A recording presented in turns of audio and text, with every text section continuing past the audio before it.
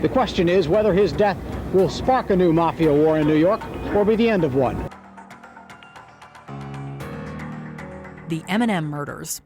There have been a number of infamous mob hits that received the dramatization treatment on the silver screen. The M&M Murders were one such hit, a gruesome scene that was showcased in director Martin Scorsese's 1995 classic Casino. Don't make me have to do this, please, come on. The incident in question occurred in 1962 and was perpetrated by two of the Mafia's most easily angered associates. Tony Spilatro and Mad Sam DiStefano eradicated two burglars, James Miraglia and William McCarthy, in truly gruesome fashion. They sought out McCarthy on the first night, torturing him to the point where he then gave up his partner Miraglia. Spilatro and DiStefano then proceeded to finish the job. The word got around that finally there was a real gangster in town. Dino Bravo. The world of professional wrestling is full of larger-than-life characters, but sometimes truth is stranger than fiction. I'm not stepping out that way. I want to face you in front of all the people of Montreal. We know what you've got, they know what I've got. This is particularly true when it comes to the story of Dino Bravo, a former superstar in the WWF that reportedly ran afoul of organized crime syndicates in his native Canada. Moi, je pense qu'il a peut-être été naïf et souvent l'argent fait faire des choses. Bravo, who was born Adolfo Bresciano in 1948, was allegedly involved with smuggling cigarettes alongside his professional wrestling duties. The athlete situation was dramatized on the docuseries Dark Side of the Ring, where it was revealed that Bravo possessed some real reservations about his dangerous side hustle. When Dino was at the end of his days, that he may have done something that he wasn't supposed to. A lot of rumors run. And he must have realized at one point, you're screwed. These reservations were well-founded, as Bravo was found dead of multiple gunshot wounds on March 10, 1993. Shonder Burns. It takes chutzpah, brass nuts, to get what you want. Organized crime doesn't take holidays off. Perhaps this explains why the well-known Jewish-American gangster Shonder Burns was taken down on Easter's Holy Saturday back in March 1975. Burns had been feuding with Irish-American mob boss Danny Green. This feud had escalated to the point where Green had actually survived an assassination attempt plotted by Burns. The latter, however, wasn't so lucky. Burns was taken out by a car bomb, the explosion of which was described by police as being one of the strongest they'd ever witnessed.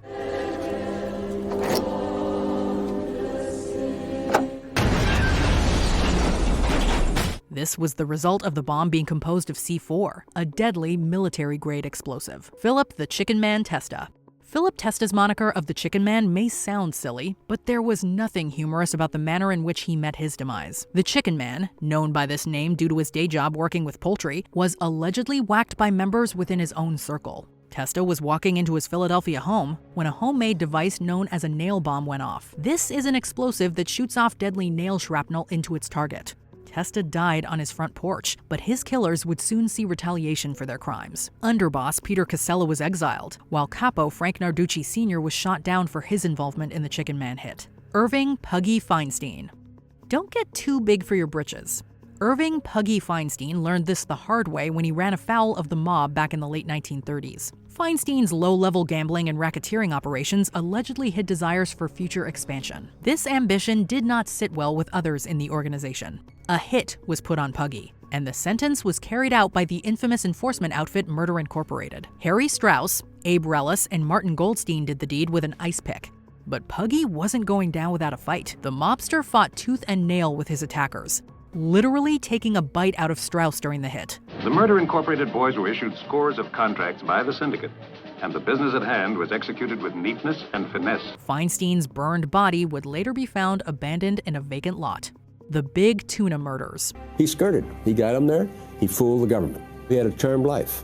He was always able to win out. Operation Family Secrets was an FBI investigation that uncovered the details of numerous murders that took place within the world of Chicago organized crime. A number of these deaths were the brazen but foolish burglars who decided to rob the home of crime boss Tony Big Tuna Accardo. This inside job was performed by associates within the mob, and it didn't take long for Accardo to connect the dots. Soon, everyone involved with the burglary was found slain in gruesome fashion. When Accardo found out about it, one FBI source told me that his informant said the old man, he had never seen the old man so angry. Then, a number of hired assassins were also whacked in order to keep things quiet. As for Ricardo, he died of natural health complications at the age of 86. The Blackfriars Massacre.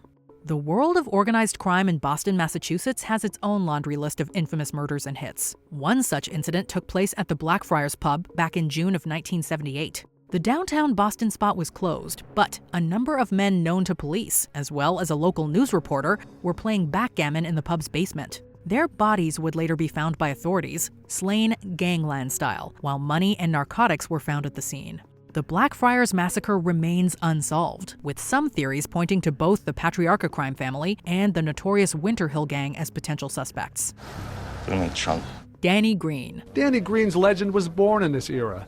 Known as the Irishman, his colorful career included a rocky stint heading the local longshoremen's union. We mentioned earlier how Danny Green narrowly avoided an assassination attempt by his rival, Chandra Burns. Well, this wasn't the only time the Irish-American mob boss had cheated death. In fact, Green had become pretty good at avoiding nearly every attempt on his life, of which there were more than a few. His lucky streak finally ended, however, on October 6, 1977. He was a mobster, he's a thief. You name it, he was. Green was leaving an otherwise innocuous dentist appointment, not knowing that his phone had been tapped. He was killed by a car bomb, but it wasn't his car that blew up. Instead, hitman Ray Ferrito had planted a bomb in the car next to Green's. The boss would be found dead at the scene. The mob wanted him dead. Ferrito decided to tell all. And with Ferrito naming names, some of those names wanted deals and protection. Dutch Schultz. They send you. Word to the wise, if even the organization tells you not to do something, don't do it. The infamous mobster Dutch Schultz did not listen when his request to assassinate New York prosecutor Thomas Dewey was denied. Instead, he tried to go ahead with his plan and paid the price. A hit was put out on Schultz, and by all accounts, it got messy. But although Luciano has no intention of allowing Schultz to kill Dewey, he realizes that his former stablemate is too hot-headed to brush off. Hitmen from Murder, Inc. tried to take out Schultz and his associates at the Palace Chop House on October 23, 1935. It was a bullet-riddled affair, with the assassins getting away, while all of Schultz's gang received grave injuries. They would be taken to a local hospital, but all of them, including Schultz, eventually died from their wounds.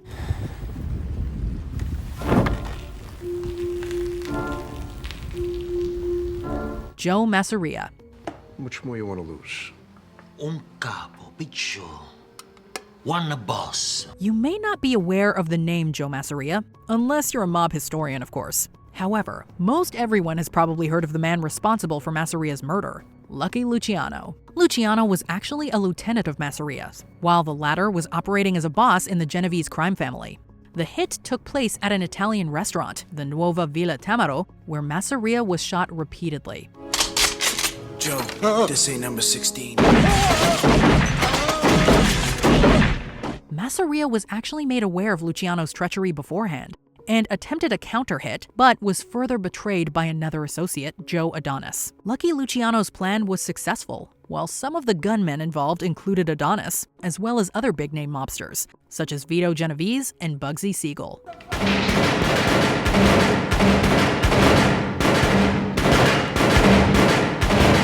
Sam Giancana. The only name you needed to know. And when Sam took the reins, all hell broke loose all over the world.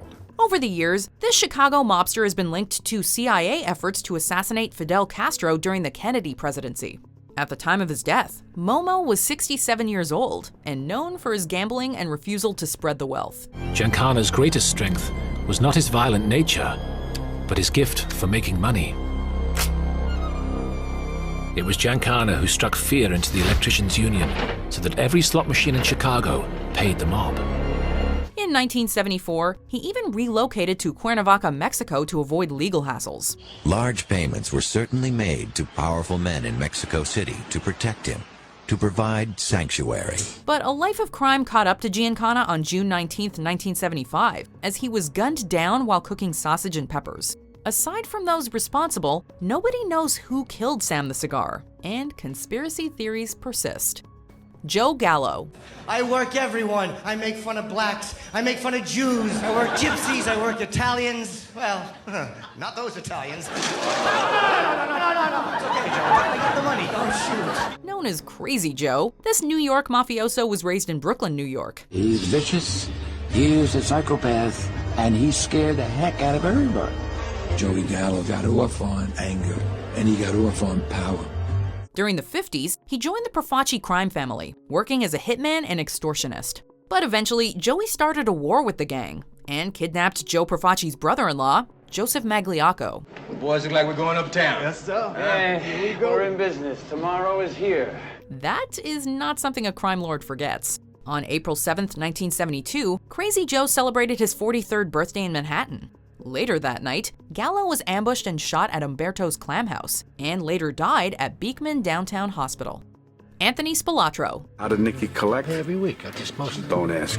This Chicago gangster was the inspiration for Joe Pesci's character in the 1995 film Casino. And if you're familiar with the Martin Scorsese classic, then you know that Anthony Spilatro suffers a horrific fate. In 1963, the Ant was officially a made man, and in 1976, he established the Hole in the Wall gang. Spilatro eventually became suspected of skimming allegations at the mob's Las Vegas operations. He swiftly disappeared in 1986 and was later found buried with his brother Michael. 9 days later, a farmer found the grave. DNA from the crime scene helped build the case 21 years later. Police suspected Spilatro may have been involved in almost 24 murders. Jack McGurn. Maybe I'm wrong to butt in like this, but the last couple of months I've been doing a little checking up on Moran. Born Vincenzo Gibaldi, this man ultimately settled in Chicago and began boxing as a teenager. Think you can handle a kid? Yes, sir.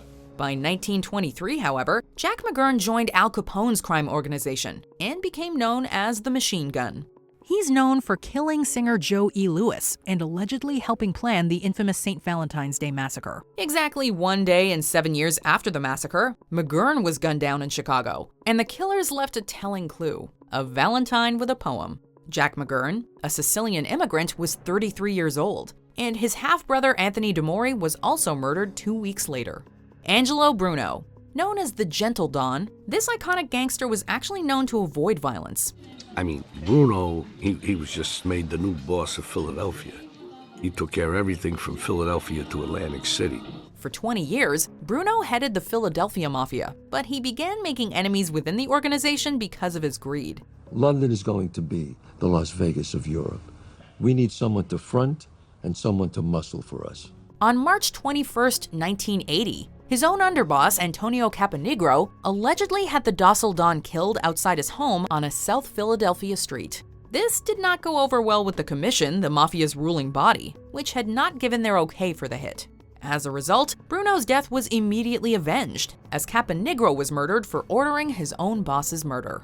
I know. No, you don't know. Wait by the bar, would you? Paul Castellano. For years, Big Paulie was a legend of the New York Mafia. The question is whether his death will spark a new mafia war in New York or be the end of one. By 1975, he succeeded Carlo Gambino as the head of the Gambino crime family, and once reportedly put a contract out on an undercover FBI agent. In the mid-80s, Castellano was arrested for racketeering, just as an associate named John Gotti put a deadly plan in motion. We're hitting Paul.